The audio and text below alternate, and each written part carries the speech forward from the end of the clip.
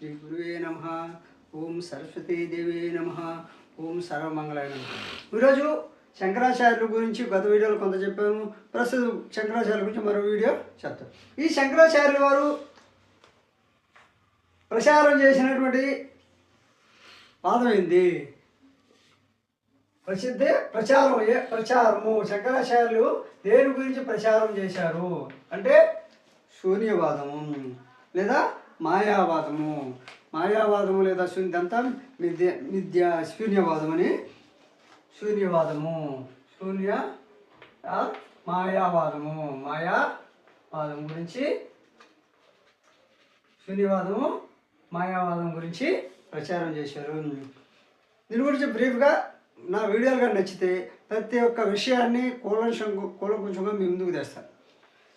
అంటే మీకు నచ్చిందని నాకు తెలిస్తే నేను మరిన్ని వీడియోలు తయారు చేసి మీ ముందుకు తీసుకొస్తాను. అదేవిధంగా ఆయన స్థాపించినటువంటి ఉత్తరాది మఠాలు అంటే ఉత్తరాది భారతదేశానికి అనేక మఠాలు స్థాపించాడు. అందులో ఉత్తరాదిని స్థాపించిన మఠాలు ఏంటంటే బద్రీనాథ్ జ్యోతిర్మఠం, బద్రీనాథ్ మఠము అంటే బద్రీనాథ్ జ్యోతిర్మఠం అనేది ఉత్తరాదిని స్థాపించారు. బద్రీనాథ్ జ్యోతిర్మఠం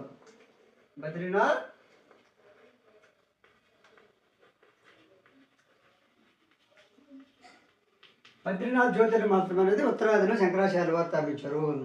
అదేవిధంగా దక్షిణాన ఏ మఠం స్థాపించారు శంకరాచార్యుల వారు అంటే శృంగేరి శారదా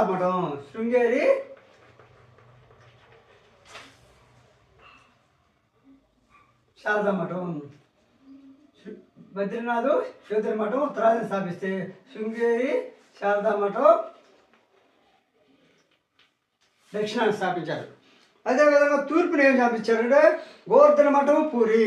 తూర్పు గోవర్ధన మఠం,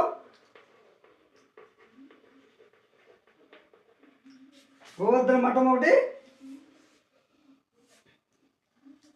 పూరి మఠం అంటే పూరిలో గోవర్ధన మఠం స్థాపించారు. శృంగేరిలో శారదా మఠం, బద్రీనాథ్లో జ్యోతిర్మఠం. చూడండి, ఉత్తరాది మఠాల్లో బద్రీనాథ్లో జ్యోతిర్మఠం, దక్షిణాన శృంగేరిలో శారదా మఠము, తూర్పును వచ్చేసి పూరిలో గోవర్ధన మఠం. పూరి అంటే ఒరిస్సాలో గోవర్ధన మఠం. అదే పశ్చిమాన అంటే 4 దిక్కుల్లో స్థాపించాడు. ద్వారకా మఠం.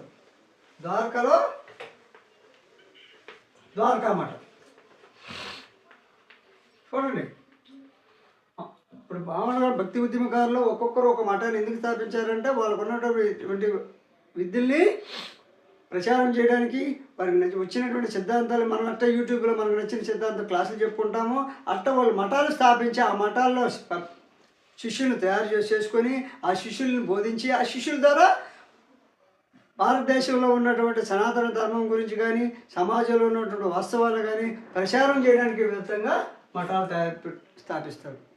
ఇప్పుడులాగా న్యూస్ పేపర్లు లేవు, అంతగా అభివృద్ధి. న్యూస్ పేపర్లు ఉన్నా అప్పుడు ప్రచారం జరిగేది కాదు.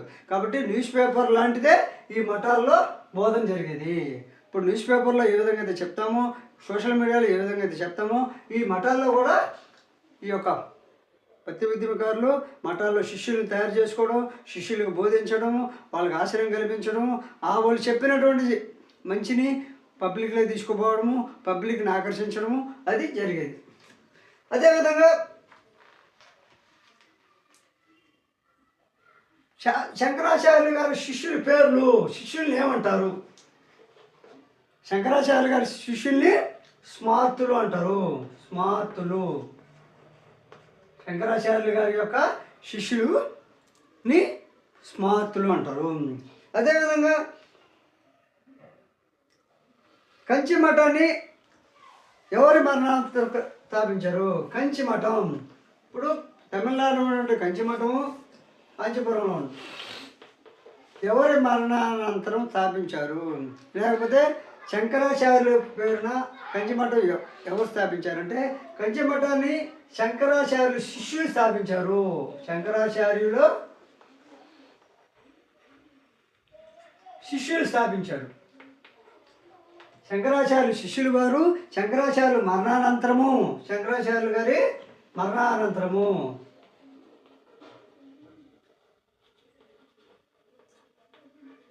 మరణం తర్వాత శంకరాచార్యులు మరణం తర్వాత కంచిమఠాన్ని శంకరాచార్యుల యొక్క శిష్యులు స్థాపించారు. అదేవిధంగా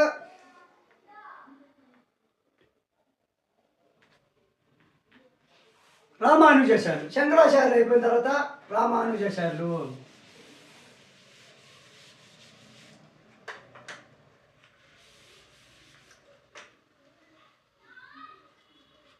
రామానుజ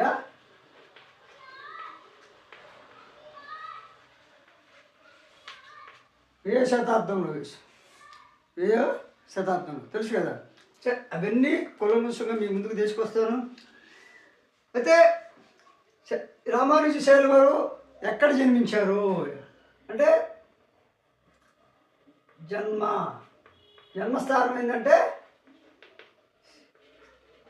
శ్రీ పెరంబూర్. ఎక్కడ? తమిళనాడు. తమిళనాడులోని శ్రీ పెరంబూర్లో జన్మించింది ఎవరంటే శ్రీ రామానుజాచార్యులు. భక్తి ఉద్యమకారులు. లత భక్తికి బాగా అపోసన బట్టి మంచిని మాత్రమే ప్రచారం చేసేవాళ్ళు. మరి మీరు అనుకుంటారు వాళ్ళు ఇట్టట్లు, వాళ్ళు కాదు. భక్తి ఉద్యమకారులు ఎప్పుడు మంచినే బోధిస్తారు. వాళ్ళ కింద ఉన్నటువంటి శిష్యులు కొంతమంది దుర్మార్గులు చేసే పనికి వాళ్ళకి చెడ్డ పేరు వస్తుంది తప్ప ఇప్పుడు ఊరు చెడ్డ కాదు. కొంతమంది చేసే తప్పుల వల్ల ఆ మతానికి, ఆ ప్రాంతానికి చెడ్డ పేరు వస్తుంది. కొంతమంది దుర్మార్గులు బంధుప్రీతికి పాల్పడడం వల్ల ఆ వ్యవస్థకే కలంకం వస్తుంది. వాళ్ళని ఏం చేయలేకనే ఈ విధంగా దుష్ప్రచారం అందరికీ వర్తిస్తుంది. అందరికీ ఒక కులంలో ఒకటి తప్పు చేస్తే ఆ కులం పెద్ద ఆ కులాన్ని మొత్తం తిడుతుంటారు. మీరు క్షుణ్ణంగా నేను బయట 6 రాష్ట్రాల్లో పనిచేసిన తర్వాత ప్రతి విషయాన్ని కూలంకషంగా తెలుసుకున్నాను. అనేక పోటీ పరీక్షలు ప్రిపేర్ అయిన తర్వాత అనేక అక్కడ ఉన్న సబ్జెక్ట్ని కూలంకషంగా చదివాను కాబట్టి ఇవన్నీ మీకు చెప్పగలుగుతున్నాను. అందుకనే నేను జ్యోతిష్ శాస్త్రాన్ని ఎందుకు చెప్పానంటే మనం చెప్తే ఎవరు వినరు కాబట్టి హస్తరేఖ జ్యోతిష్యం ద్వారా మనిషి యొక్క స్వభావాన్ని తెలుసుకోవచ్చు. అయితే దాన్ని మార్పు చేసుకునే అవకాశం ఉండదు కాబట్టి అప్పుడున్నటువంటి పరిస్థితులను బట్టి వాడి యొక్క గుణగణాలు తెలుసుకోవచ్చు. దొంగోడా, మంచోడా, దుర్మార్గుడా ఎటువంటిదో తెలుసుకోవచ్చు. అప్పటికప్పుడు ఒక 6 నెలల వరకు ఆ ఫలితం ఉంటుంది. ఒక అతను మైండ్ సెట్ మారితే రేఖలు మారుతాయి. కాబట్టి మనకున్న స్పాట్లో వాడు దుర్మార్గుడా, మంచోడు. కొన్ని మెయిన్ రేఖలు మారవు. వాడిగో మెయిన్ రేఖలు మారవంటే ఇప్పుడు హృదయ రేఖ ఉంది. హృదయ రేఖను బట్టి వాడు దుర్మార్గుడా, మంచోడా, కఠినాత్మడా తెలుసుకోవచ్చు. బుద్ధి రేఖ అతను బుద్ధి ఎట్టాడో బుద్ధి రేఖను బట్టి తెలుసుకోవచ్చు. ఆయుష్ రేఖ అంటే అతను అర్థము ఎలా ఉంది, కష్టపడే తత్వం లేదా తెలుసుకోవచ్చు. గ్యాంబ్లింగ్గా కష్టపడే తత్వం. ఆయుష్ రేఖ బలంగా లావుగా ఉంటే కష్టపడి పనిచేసేవాడు. కాబట్టి ఈ రేఖలు అన్నీ ఉన్నాయి. కానీ దుర్మార్గులు అవన్నీ గాలి వదిలేసి అయితే భక్తి ఉద్యమ నిజస్థాపకుడు ఎవరు? భక్తి ఉద్యమ నిజస్థాపకుడు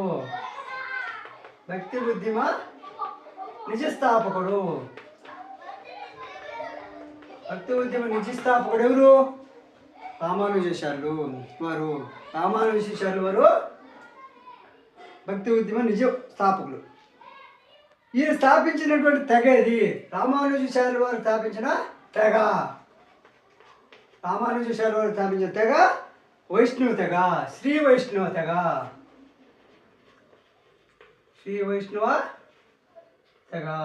ఎవరు ఇప్పుడు శ్రీ వైష్ణవ తెగ ఎవరు ఉన్నారు? మన చిరంజీవి స్వామి వాళ్ళు శ్రీ వైష్ణవ తెగ. అంటే ఆ తెగలో ఉన్నవాళ్ళు చాలామంది మహానుభావులు ఉన్నారు. అదేవిధంగా ఆత్మ, ప్రపంచం, వాస్తవాలు అనేవి, దేవుడు అనేవి మిథ్య కాదు.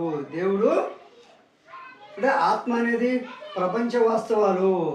ఆత్మ అనేది ప్రపంచ వాస్తవాలని, దేవుడు అనేది మిథ్య కాదు. దేవుడు ఉన్నాడు అనేప్పుడు మిథ్య కాదు. దేవుడు మిథ్య కాదు. అంటే భక్తి ఉద్యమకారుల్లో ప్రథమ స్థానం పొంది నిజ స్థాపకుడు మాత్రం రామానుజాచార్యులు వారు.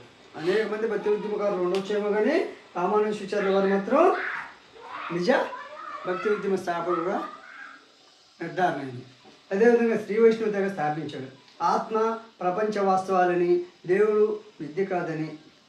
భక్తి ఉద్యమ కేంద్రం ఇది. భక్తి ఉద్యమ కేంద్రం, భక్తి ఉద్యమ కేంద్రం, భక్తి ఉద్యమ కేంద్రం. ఎక్కడ? భక్తి ఉద్యమానికి అతను పుట్టింది పెరంబదూరైనా కూడా ఆ కేంద్రం ఇది. భక్తి ఉద్యమానికి కేంద్రాన్ని ఎక్కడ తీసుకున్నా పండరీపూర్ అంటే విరోబా టెంపుల్. విరోబా టెంపుల్ అంటే భక్తి ఉద్యమానికి కేంద్రంగా దేన్ని మలుచుకున్నారంటే విరోబా టెంపుల్, పండరీపూర్, మహారాష్ట్ర. చూడండి, భక్తి ఉద్యమ కేంద్రంగా మహారాష్ట్రలోని పండరీపూర్లో గల విరోబా టెంపుల్ని భక్తి ఉద్యమ కేంద్రంగా మలుచుకున్న రామానుజాచార్యులు గారు. అదేవిధంగా ఆయన రాసినటువంటి రచనలు ఏమంటాయంటే రామానుజాచార్యులు గారు రచనించిన రచనలు వేదాంత దీపము, వేదాంత సంగ్రహము, వేదాంత దీపం, వేదాంత సంగ్రహం, వేదాంత సారం, శ్రీ భాష్యం, గీతాభాష్యం. శ్రీ భాష్యము, గీతాభాష్యము. అంటే రామానుజాచార్యుల వారి సిద్ధాంతము విశిష్టాద్వైతము. సిద్ధాంతము విశిష్టాద్వైతము.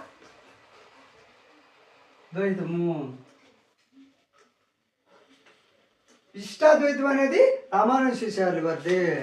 అదేవిధంగా శంకరాచార్యుల వారిది అద్వైతత్వము. అద్వైతత్వం అనగానే శంకరాచార్యుల వారిని, ద్వైతం అనగానే రామానుజాచార్యుల సిద్ధాంతం. అంటే శంకరాచార్యుల సిద్ధాంతం వేరు, రామానుజాచార్యుల వారి సిద్ధాంతం వేరు. కాబట్టి రామానుజాచార్యుల సిద్ధాంతం దగ్గరకు వస్తేకి విశిష్టాద్వైతం అని, శంకరాచార్యుల వారి సిద్ధాంతం వచ్చేసి అద్వైతత్వం అని గుర్తుపెట్టుకోండి. కాబట్టి ఇప్పుడు చెప్పినటువంటి వీడియో కానీ నచ్చితే లైక్ చేయండి, షేర్ చేయండి, సబ్స్క్రైబ్ చేయండి.